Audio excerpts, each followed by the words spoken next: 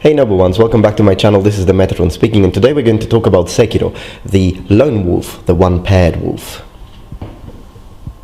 However you choose to render the translation of the two kanji forming the title of this game, alluding to the broken, incomplete mental and physical state of the lonesome yet lethal shinobi we play as, Sekiro is a game that redefines the very concept of difficulty, raising constantly and ruthlessly punishing you at each death. But what really shines about this game is the historical setting, so let's have a look at it. The game takes place in the Sengoku Jidai, the Sengoku period, a period in Japanese history which was marked by near constant military conflict. How do I make these videos? Well, to give you a little bit of credentials, as my long-time viewers already know, I have a university degree in Japanese language and culture. I have lived in Japan for many years, visited lots of historical sites and samurai castles. I speak the language and teach the language. So in this video, we will look at this game and we will answer the question, how realistic is the historical setting? We will see castles, combat styles, the cultural aspects. So, is your mind ready? We are going to begin from the castles, the Oshiro, and let me tell you, they are perfect. I don't know who they hired, but bring the man the best ramen you can find. My treat. The architecture team got it right. I will be using real samurai castle footage I recently made myself in Japan to compare the real deal with the in-game castle structures, and most of the footage I'll show you today was never released before. The overall castle structure seen from afar looks tremendous and very realistic. Samurai castles were incredible fortresses, and particularly the Sengoku Jidai castles were breathtaking, multi-layered strongholds.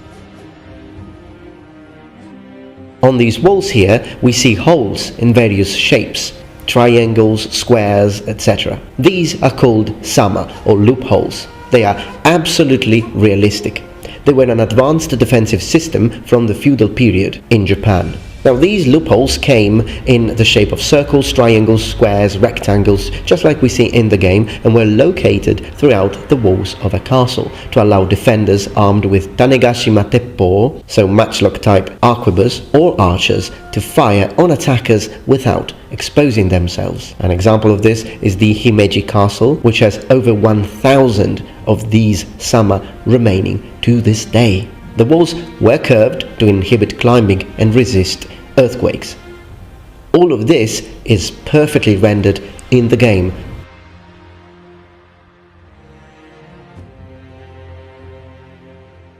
Now, the Japanese castles, you need to understand that, were built in a very traditional way, and they did not use mortar. So the stones were simply placed from very knowledgeable individuals in the perfect way, looking for the perfect shaped stones to fill in all the gaps, and then all the pressure coming from the top layers, of course, pushing down the others would create structural integrity. This is some footage of the destroyed, collapsed walls of the Kumamoto castle after the earthquake, and these are some collapsed walls in-game. Tremendous, absolutely tremendous. Even the color of the earth inside looks real. Talking about the gates, Japanese castles normally had a whole range of multiple wooden reinforced gates, which attackers had to pass through if they wanted to breach the castle.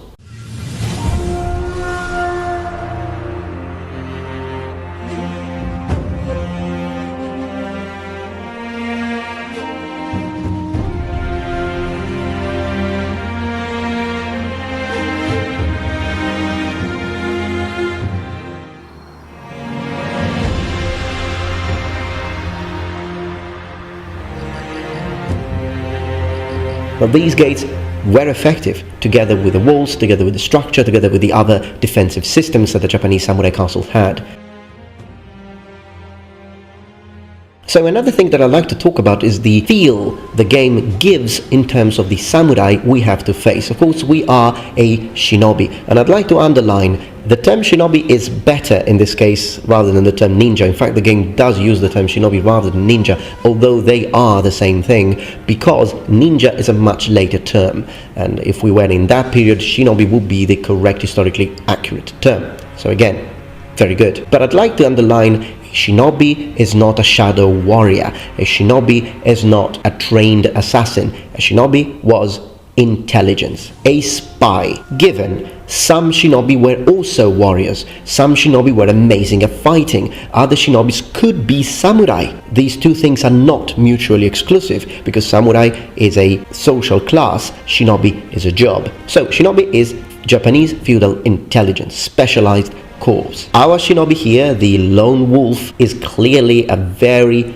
highly trained individual who knows how to kill, who knows how to be stealthy, and that's very important because shinobi, ninja, the nin component, the kanji that we read shinobi, comes from the verb shinobu, and it means to be stealthy, basically. And in fact, the game does encourage stealth action, which is great, and the game even discourages you from facing too many samurai at once, because then they will kill you, and I like that. It gives you the feeling that fighting a fully armored and fully trained samurai is a massive problem, and if you can kill them before they can even expect you, or before they can even draw their sword, the game does reward you for that, because it's a lot easier. You just one-shot them, and I like that. It does give me the idea, gosh, look at this castle, it's full of samurai, how am I going to get past them? Now, in the first parts of the game, I noticed that at the end of the day, when you learn your dodges and you learn your proper parrying, you can cleave through quite a few samurai. So it's not like it's impossible. And it's fine, because at the end of the day, it's a fantasy game. I mean, we see demons, we see monsters, so it's okay that our hero here is exceptionally talented at combat, so much so that he can even, jump from one place to another place. At the end of the day, he's got a prosthetic ninja arm. It's okay. It's a fantasy game. But one thing that I really like, and it's finally the proof of what the entirety of the YouTubers in the community of the sword are trying to get out there, is look at the executions in this game. This is the thing that I like the most.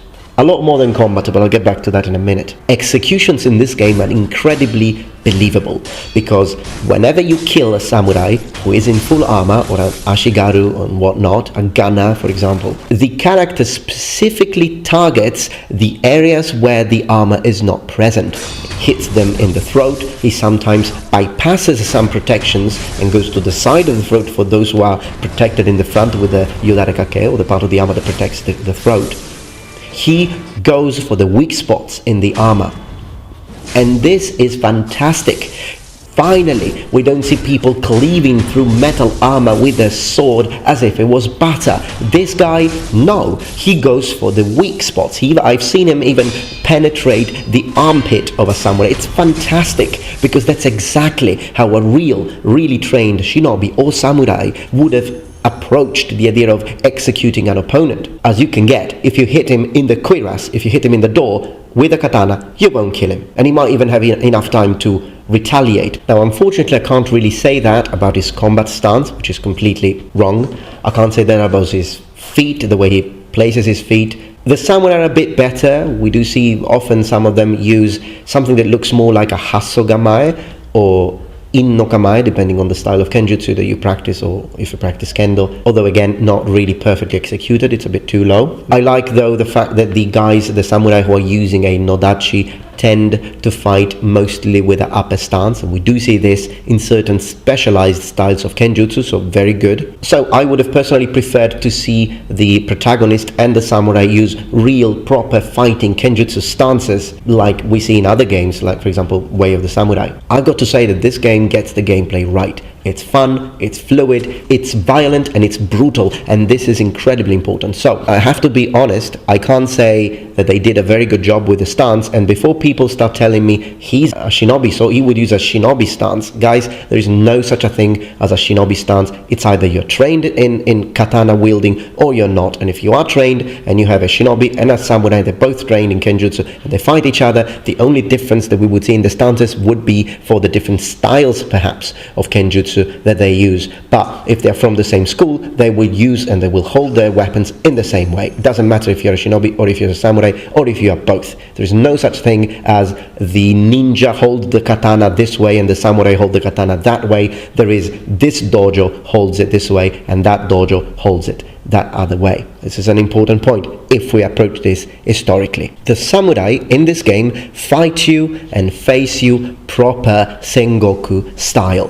One thing that really drives me nuts as someone who really loves this history, real history behind the samurai class and their way of fighting, is the romanticized version of samurai, this idea of very moral individuals, that they would never take any opportunity, any advantage which is not honorable against you. They wouldn't use ranged weapons because it's dishonorable, and they wouldn't attack you from the back because it's dishonorable, and they're all beautiful to look at, very ceremonial, very slow in their perfect movements. All of this is not true. It's not true because this is very much influenced by the Edo period samurai and further period samurai, meaning Sengoku samurai.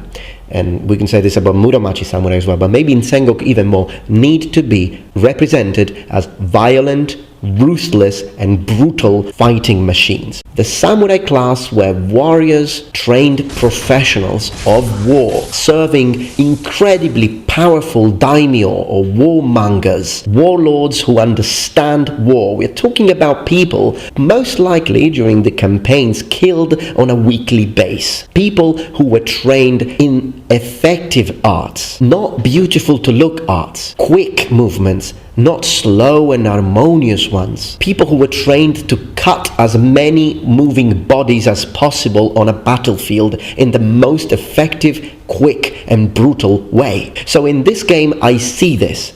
Finally. So the samurai, for example, they see you approaching, they recognize you as a threat for the castle and therefore for their lord, and they come at you all together. You have got 4 samurai there, they all come at you and they try to kill you from the back, from the front, if you're on the floor, if you lose your weapon. Doesn't really happen in this game, but they wouldn't care. And that, interestingly enough, is being honorable from a Sengoku perspective, because for a real samurai, honor doesn't mean I'm the Japanese version of a warrior hippie. It means bringing power, money, and new domains and glory to your lord.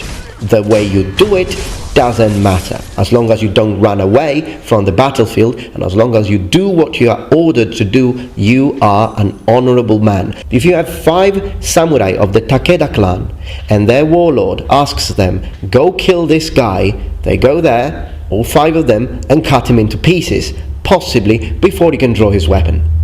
I was dueling an opponent samurai who was doing all he could to kill me, to cut me down, obviously, and there was this other guy who noticed me, who was again a friend of the samurai I was facing, and he was armed with a Tanegashima Teppo, so the arquebus. Does he wait for me to finish the honorable duel before he comes at me? No, he starts shooting at me while I'm having a duel. Absolutely what a Sengoku Jidai samurai would have done. If I had to answer the question, what does it mean to be samurai? If you have to face a numerically superior enemy who is also better than you and die, lay your life in combat so that your lord will have enough time to leave the castle and remain alive, so be it. This is being samurai. Now in this game, I see this and I like it very much. Whoa, there you are. Alright, noble ones, I hope you enjoyed this video. If you did, please remember thumbs up and subscribe to my channel for more content from the Metatron. In the next episode of this Sekiro dedicated series, we'll be examining the armor and weapons of all the characters, the samurai that we see in this game. So if you like this video, please let me know in the comments below and I will turn it into a small mini series. Thank you very much for watching, and remember, the Metatron has spread his wings. Goodbye.